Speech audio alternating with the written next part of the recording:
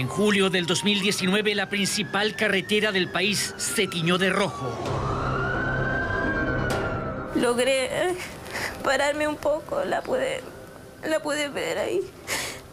Ahí me di cuenta que no había mucho más que hacer, porque el bus le había caído encima. 6 personas fallecían y 40 quedaban heridas tras el volcamiento de un bus de la empresa Línea Azul. Era un vehículo que no podía estar circulando. Por primera vez se formaliza al dueño de una empresa de buses como autor del delito de homicidio. Conoceremos la cruzada de una madre que perdió a su hija y que hoy exige el fin de las negligencias que propiciaron el fatal accidente. Yo fui pensando siempre que mi hija estaba en un hospital, herida, pero nunca imaginé que me iba a traer a mi hija en un cajoncito. Después de 3 años, la justicia está lista para emitir su fallo. A los familiares, 1000 disculpas y que Dios sabe que yo hice todo lo posible porque no les pasará nada a nadie.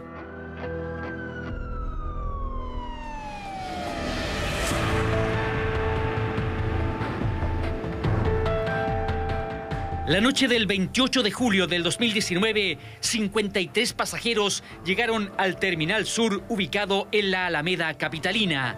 Tenían boletos para el bus de la empresa Línea Azul que iniciaría su recorrido a las 23:55 horas con destino a Temuco. Era una noche fría y con una tenue llovizna. Los pasajeros recuerdan que apenas entraron en la carretera, notaron que algo andaba mal con el sistema de control de velocidad del bus de 2 pisos. ¿Por qué nos dimos cuenta nosotros? Porque empezó a marcar esta cosita de la velocidad, empezó a sonar, tit, tit, tit, que iba a exceso de velocidad. Y como seguía sonando, el chofer la apagó, la desconectaron. Entonces ahí dejó de sonar, pero seguía avisando la pantallita de que el bus iba a exceso de velocidad. El bus llevaba poco más de 1 hora de viaje cuando en las cercanías de San Francisco de Mostazal comenzó a zigzaguear sin control.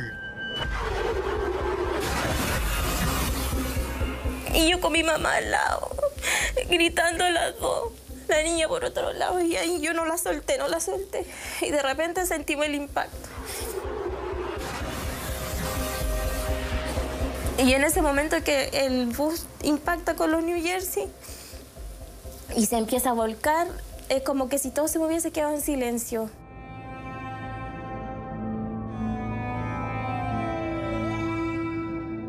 Logré pararme un poco, la pude ver ahí.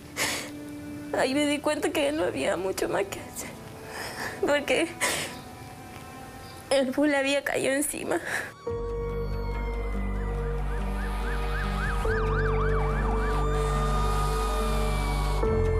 La madre de Ana, Dominga Rodríguez, de 71 años, falleció en el lugar. Su pequeña hija, también llamada Dominga, se salvó providencialmente y terminó con lesiones menores.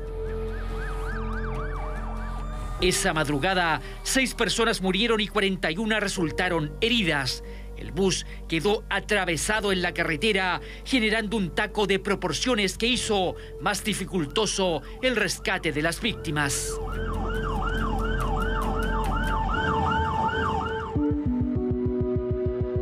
Los peritajes demostrarían que los cinturones de seguridad de los asientos en los que viajaban Ana, su madre y su hija habían sido reemplazados por unos que en apariencia funcionaban, pero que realmente estaban defectuosos. Muchas personas dicen, no, yo iba con cinturón, por eso me salvé.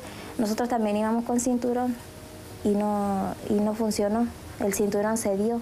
Mi hija ya en un momento se me soltó, ya no la pude sujetar más y se me soltó. Entonces yo, con la desesperación, lo único que alcancé a agarrarle un pie. Y cuando ya el bus deja de arrastrarse, mi hija, yo miro a mi hija, miré a mi mamá para el lado que estaba ahí, y miro a mi hija y ella iba gateando por la vereda, por la calle para allá. Pero esa sería solo una de las numerosas y graves irregularidades que la investigación del fatal accidente iría develando.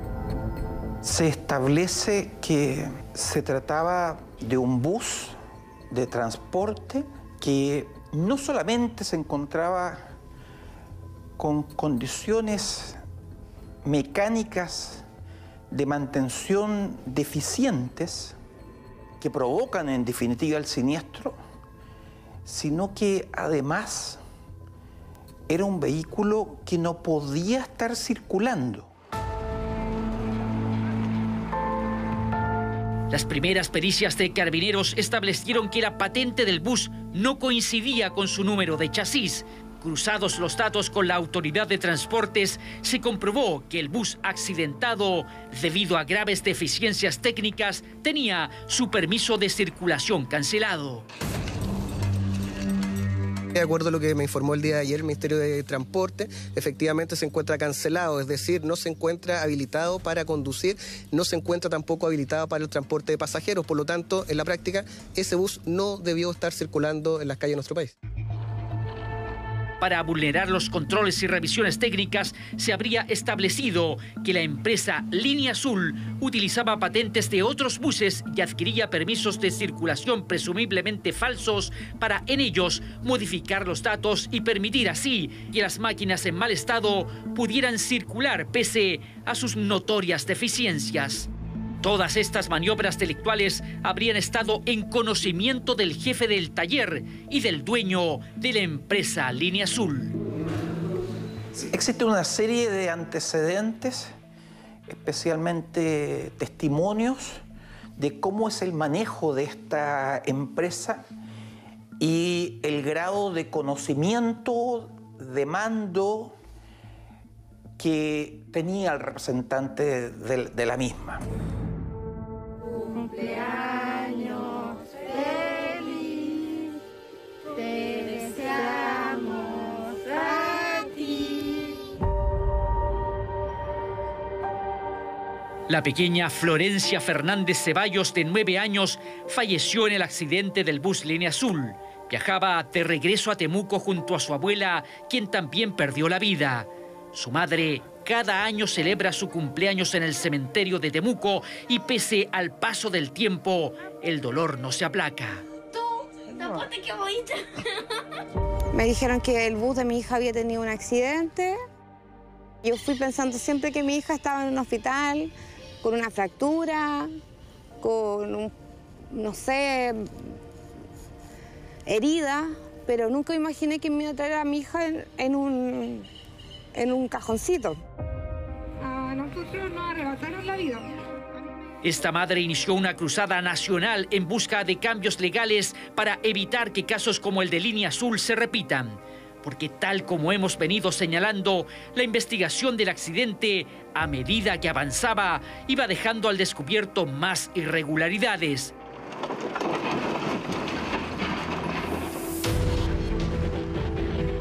Días después del fatal hecho, se estableció que la empresa Línea Azul, con sede en Chillán y una flota de 30 buses, acumulaba desde el 2018 hasta julio del 2019 561 infracciones, muchas de ellas por deficiencias graves en sus máquinas.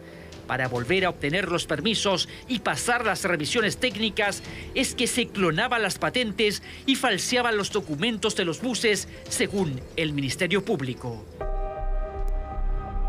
Se deben mantener estrictos estándares de seguridad que empiezan por tener todos los certificados y autorizaciones e inscripciones en el Registro Nacional de Transporte Público de Pasajeros. Pasan por las mantenciones, por las revisiones mecánicas. Pues bien, en este caso concreto, la empresa no cumplía. La investigación estableció que la causa del accidente fue la rotura de la barra estabilizadora del bus, pero ese hecho no habría sido fortuito. Las pericias establecieron que la pieza estaba fisurada y oxidada y que eso propició su rotura. Se me fue a los pastelones de cemento, la volví a sacar, se me fue a ir para el otro lado, la volví a enderezar, de repente iba derecho y de repente cortó sola para un lado. La pregunta es cómo un bus con graves deficiencias mecánicas y con patente adulterada obtuvo su revisión técnica un mes antes del fatal accidente. Pese a las notorias deficiencias y adulteraciones, el bus aprobó sin problemas en esta planta de Cerrillos su revisión técnica, la que duró apenas 14 minutos. El proceso de revisión técnica de una máquina de esta envergadura no debería ser menor a las 3 horas. O sea, desde esa perspectiva, cuando vemos ahí, por ejemplo, que aparecen 14 minutos y 35 segundos... Esa fue una mirada a la máquina. O sea, deficiente. Deficiente yo creo que es mucho.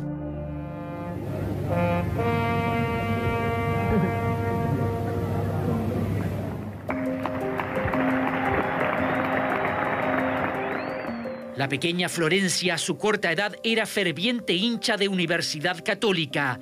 La barra del club ha apoyado a su madre en la campaña para generar una nueva ley de transporte público que tipifique como delito la laxitud o negligencia de los procesos de fiscalización de los buses, algo que para ella hubiera evitado el accidente y a futuro podría evitar que más familias padezcan el dolor que ella vive y sentir que de alguna manera la muerte de su hija no haya sido en vano.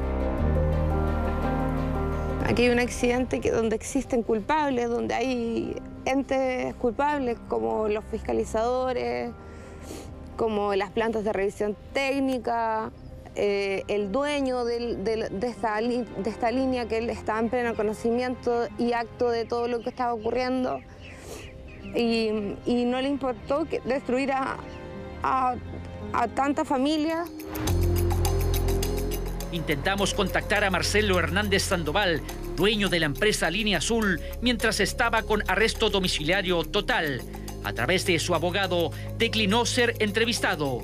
Durante todos estos años, él ha sostenido que no estaba al tanto de las irregularidades cometidas en su empresa y que la causa del accidente no fue más que la imprudencia del conductor del bus. Si este bus hubiera sido completamente nuevo, hubiera ido con su placa patente verdadera, se habría lamentablemente volcado igual por el defecto conductivo y las personas habrían tenido efectivamente, lamentablemente, las mismas nefastas consecuencias. Versión que el Ministerio Público no comparte y es por ello que en un hecho inédito, por primera vez, el representante de una empresa de transportes fue imputado por homicidio. Una sentencia condenatoria es esencial para la tranquilidad de esta familia, sobre todo cuando tenemos a imputados que han negado toda responsabilidad en los hechos en materia de la investigación. Casi 3 años y 4 meses debieron esperar las víctimas del fatídico bus Línea Azul para recibir algo de justicia. Habiendo acuerdo entre todas las partes, el próximo 21 de noviembre, en un juicio abreviado, Marcelo Hernández, dueño de la empresa, y su jefe de taller, Daniel Guajardo, serán condenados a 5 años de cárcel, pena que cumplirán en libertad vigilada. Además, ya se inició el proceso de venta de un fondo propiedad de Hernández avaluado en 1.600 millones de pesos, con los que se indemnizará a todos los pasajeros que ese 29 de julio del 2019 viajaban en un bus que jamás debió circular.